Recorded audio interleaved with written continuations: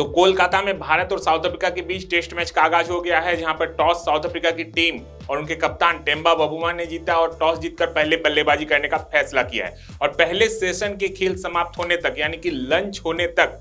3 wicket south Africa के गिर गए हैं, यानी कि भारत के गेंदबाजों ने अच्छा परफॉर्मेंस किया है, साउथ अफ्रीका के टॉप ऑर्डर को आउट कर दिया है। लगभग 100 के आसपास रन बनाए हैं, 3 विकेट साउथ अफ्रीका के गिर चुके हैं। अब लंच के बाद जब मैच शुरू होगा तो प्ले वहां से रिज्यूम होगा, लेकिन उसके पहले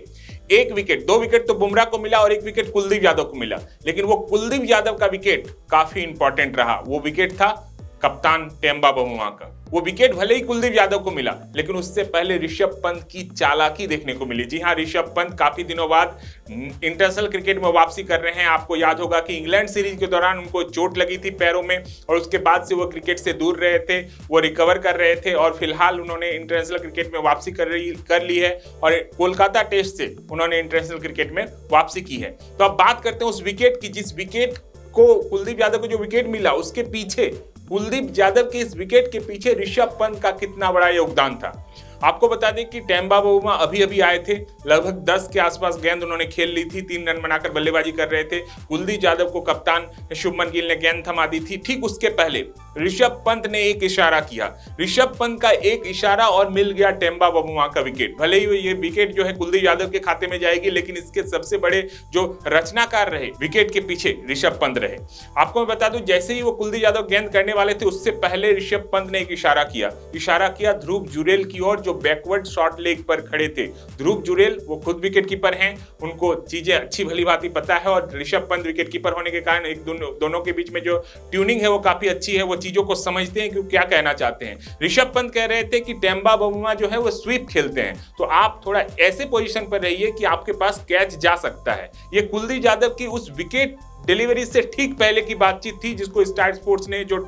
टेलीकास्ट कर रहा है उन्होंने भी बार बार दिखाया कि ऋषभ पंत की चालाकी की वजह से कैसे टेम्बा बबुआ का विकेट इंडिया को मिल गया। तो उन्होंने कहा कि ये स्वीप खेलते हैं और इस दबाव में हैं और कुलदीप यादव की गेंद को खेलने के लिए स्वीप का इस्तेमाल करेंगे, और टेम्बा बबुआ ने वही किया। उन्होंने स्वीप खेलने का प्रयास किया और गेंद जाकर सीधे बैकवर्ड शॉर्ट लेग पर खड़े ध्रुव जुरेल, उन्होंने कोई गलती नहीं की, काफी अच्छा रिफ्लेक्स दिखाया और शानदार कैच उन्होंने पकड़ लिया और इसी के साथ टेम्बा बबुआ का विकेट इंडिया को मिल गया। यानी कि कुलदीप यादव की गेंद जरूर थी, उन्होंने अच्छी टप्पे पर गेंद भी डाली थी, लेकिन इसके पीछे जो सारा कुछ माइंड गेम था वो ऋषभ पंत का था और इसीलिए ऋषभ पंत का विकेट के पीछे होना बहुत जरूरी है। आपने देखा होगा कि ऋषभ पंत जब विकेट के पीछे होते हैं कुछ ना कुछ वो करते रहते हैं, और जो टेलीकास्ट करने वाले स्टार स्पोर्ट्स चैनल है वो बार बार ऋषभ पंत की जो स्टंप माइक से जो आवाज आती है वो बार बार दिखाने और सुनाने की कोशिश इसीलिए करते हैं कि ऋषभ पंत हमेशा गेम में इन्वॉल्व रहते हैं, वो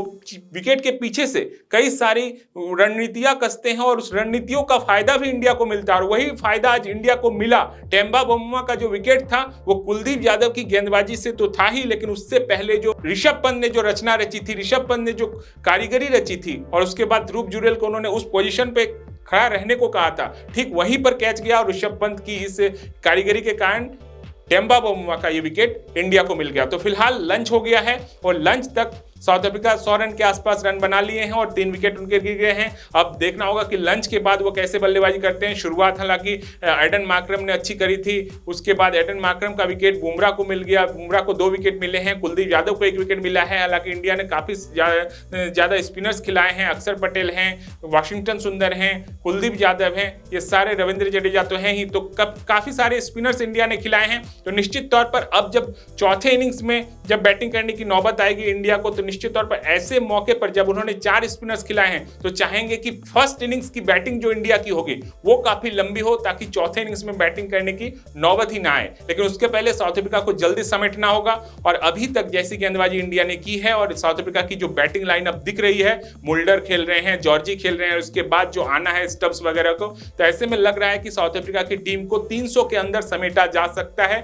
और इसकी संभावना दिखाई दे रही है। और अगर 300 के अंदर साउथ अफ्रीका की टीम को समेटने में इंडिया की टीम कामयाब हो पाती है तो निश्चित तौर पर इंडिया की टीम के पास एज रहेगा, इंडिया की टीम ड्राइवर सीट में होगी, लेकिन उसके लिए इंडिया को भी अच्छी बल्लेबाजी करनी होगी। और ईडन गार्डन में दूसरे और तीसरे दिन का विकेट काफी अच्छा खेलता है और ये बैटिंग के लिए काफी अच्छा होता है। तो आज टॉस भले ही साउथ अफ्रीका ने जीता, लेकिन जब दूसरे और तीसरे दिन इंडिया की टीम बल्लेबाजी करने आएगी तो निश्चित तौर पर विकेट पाटा हो जाएगा और इंडिया के बल्लेबाज अच्छे रन बना पाएंगे, ऐसी हम उम्मीद करते हैं। लेकिन उसके पहले साउथ अफ्रीका को समेटना होगा और लंच के बाद का क्या कुछ अपडेट होता होता है, कौन से गेंदबाज अच्छी गेंदबाजी करते हैं। हालांकि सिराज आज लय में नहीं दिखे, लेकिन हो सकता है कि लंच के बाद जब वो दूसरी बार सेकंड स्पेल में आएंगे तो अच्छी गेंदबाजी करते हुए दिखे। तो फिलहाल कोलकाता के ईडन गार्डन से अपडेट यही है कि लंच तक साउथ अफ्रीका के 3 विकेट गिरे हैं और 100 के आसपास उन्होंने रन बना लिया है। एक शानदार गेंदबाजी देखने को मिली बुमराह के द्वारा, कुलदीप यादव ने भी उनमें अपना योगदान दिया और कुलदीप यादव के साथ साथ विकेट कीपर ऋषभ पंत जो अपने विकेट के पीछे से करामात करते आ रहे थे, उसी करामात को उन्होंने जारी रखा है। तो फिलहाल इस वीडियो में इतना ही। वीडियो अगर आपने यहां तक देख लिया है तो वीडियो को लाइक और शेयर जरूर कीजिएगा। चैनल पर अगर नए हैं तो चैनल को सब्सक्राइब करते हुए जाइएगा।